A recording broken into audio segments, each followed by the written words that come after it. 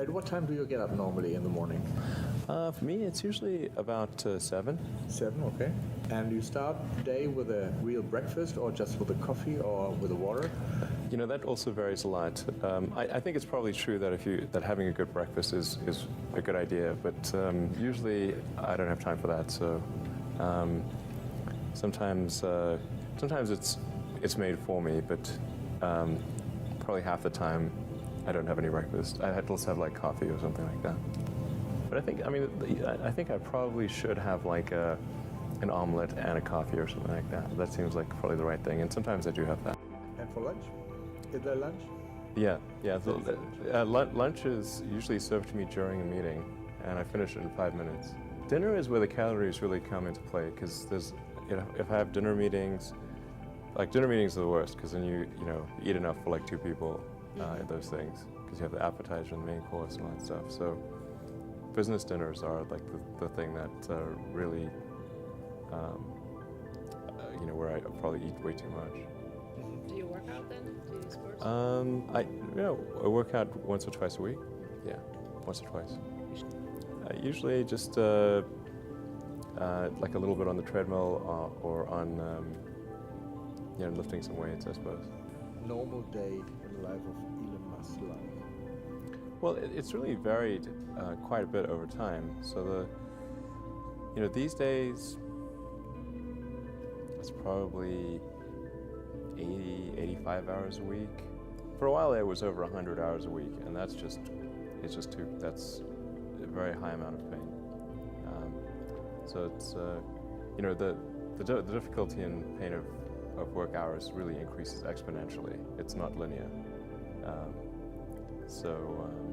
But when the financial crisis hit in 2008, 2009,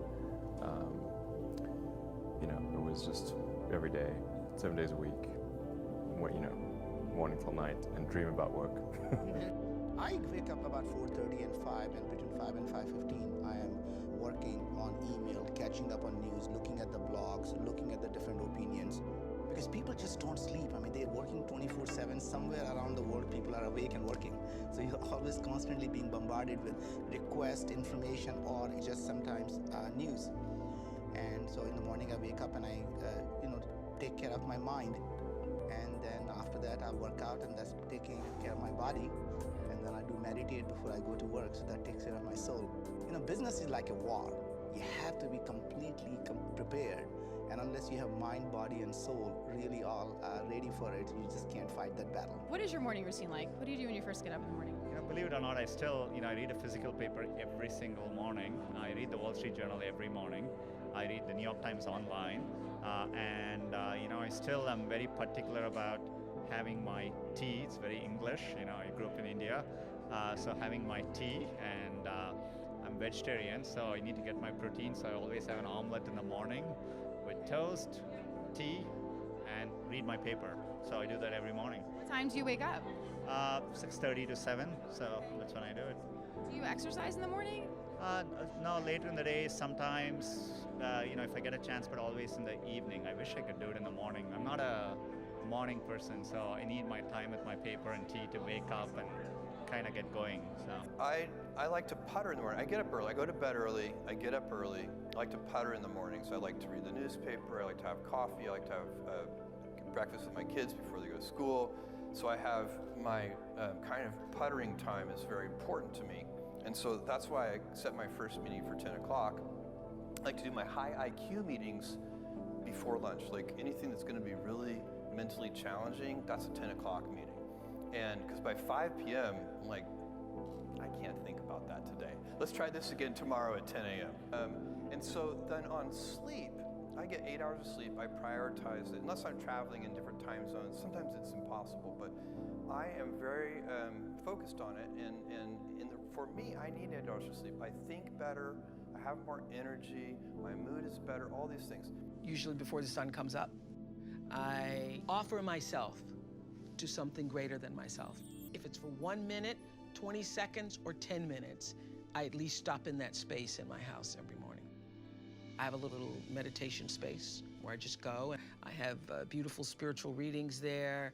I light my 3 candles there, daily word or something, and I express to this greater energy field than that I don't want to be alone as I move out into the world. I usually get up about 6:30, give or take. First thing I do when I'm laying in bed still is I'll grab a phone and start going through my email. Whatever the stressful things are, I try to get those out of the way in the morning. Then I get myself out of bed, walk to our kitchen.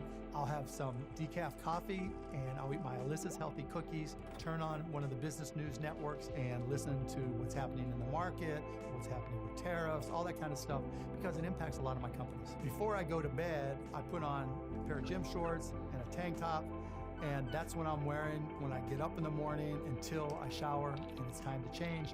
Then I get really dressed up and put on a pair of sweatpants. Now, if it's an important day, I'll put on a blue match shirt. If it's not as important today, maybe I'll put on like a green match colored t-shirt. It really just depends on who I'm seeing and how important they are. You know, I wake up really early every day, and I play tennis with somebody who's a lot younger and a lot fitter than me, and we play singles, and you know, we give it everything we can, and you know, end up sweating big time and having a lot of fun at this as well. And then if the wind is up, you know, I'll go for a kite surf. Kiting's a lovely way just to get away from the mobile phones and just get out on the sea. And then after that come back, have a sort of nice healthy breakfast generally. Sometimes sometimes not so healthy. I just have a simple routine. I get up early in the morning. I believe what Ted Turner said: early to bed, early to rise, work like hell, and advertise. So I go into bed early, it's around 10 o'clock, then I wake up at 4 o'clock in the morning, which is 6 hours of sleep. That's all you need. And if you need more, then just sleep a little faster. Then I read. Yeah. I read the newspaper, I read articles, I go on the internet and I read. And then by the time comes 6 o'clock, I get on my bike, I ride down to the gym, I work out for an hour, then I ride back again, have my breakfast. So this is a routine just to get the day going before I ever go to the office or before I start some serious work. So it's a routine. You have to do something for 10 minutes minimum. If you don't have 10 minutes, you don't have a life. But 10 minutes is how I get myself to do it. 3.5 minutes of pure gratitude about 3 things. And I pick one of those 3 to be simple, because I don't want to be the astronaut that, he went to the moon, that was his idea of adventure, and then they all come back and were depressed because what do I do for the rest of my life? You know? So the wind in my face, my children's faces, anything. And the reason for gratitude is the 2 emotions that mess us up the most are fear and anger. Yeah. And you can't be grateful and fearful simultaneously. They don't go together. And you can't be angry and grateful simultaneously. So if you literally start your day cultivating that, this part I was talking about creating a highway to happiness. Yeah. And then I do 3 minutes of my 3 to thrive. What are 3 outcomes or results I'm really committed to, and I see them as done and fulfilled. And in 10 minutes. For that day? I usually look at something at 6 months to 12 months out. Wow. Something that's a little bigger. And then what I feel is fulfilled and done, and I give thanks for it. And you're at the end of those 10 minutes, and usually it's 15 or 18 for me, I am so wired. Now, I've done that for years. It's been the basic way. What's different with suffering is measuring it moment to moment, Oprah. And then the third one for me is, okay, how do I love more? Because love to me is an action. It's not a word, it's not an emotion. It's like, if you love, you act accordingly. So love, and what can I do in a loving way, and then what can I be grateful for? And that little 3-step process ends the suffering. 4 o'clock in the morning, I wake up, have my caffeine. 4 o'clock in the morning. 4 o'clock in the morning. But by the way, that's the magic hour. That 4 o'clock in the morning is when no one else is up, so no one else is bothering you, and you can focus on whatever work you have to get done. I'm sending these electronic mails. And then by 4:30, 4:45, I'm doing some sort of cardio. So in this case, I come out here, open these garage doors. It's still dark outside, so it's just me and a whole bunch of Blair Witch things that are happening out there in the woods. And I jump on this thing. I do this, and then I'll have breakfast, and then I will go do all my strength and conditioning training at a gym for about an hour, and then I'll go to set. This is what I do, and I cannot explain the power that I get from starting my day off and being bigger than my excuses and being in control. First and foremost, wake up on time. When that alarm goes off, get your butt out of bed. 5, 4, 3, 2, 1, go. Why is that important for persistence? The reason why is because the first decision that you're making of the day is to actually get up and get moving. That means you are persistently bigger than your excuses. You are persistently bigger than feeling lazy. And you are persistently beating the feelings that typically stop you. The second thing that I want you to do, before you look at your email, before you answer your phone, before you start surfing Vox and Vice and BuzzFeed and, TeamStream and checking out the sales on Zappos and looking at your Facebook newsfeed, before you pick up the damn phone, please, please, please figure out your 2 priorities for the day. These are the things that matter to you. Whether it's saving money and making sure you're focused on that, or showing up at work and being a contributor, or whether it's changing how you treat your spouse or your kids or the person that you're with, or heck, getting to the gym because you said you would. Whatever it is that your 2 priorities are, put them in your head before you pick up the phone. Why? The reason why is because of persistence. The reason why is because I want you to have a good day. Do you know what makes for a bad day? What makes for a bad day is snoozing, starting your day off late, starting your day off tired, starting your day off by mainlining everybody else's news feed on social media and looking at everybody else's life and saying to yourself, oh my God, they're on vacation, or gosh, they look so great, or their friends are so fancy, or my gosh, they've got so money. You start off your day looking at that shit, you're never gonna have a good day.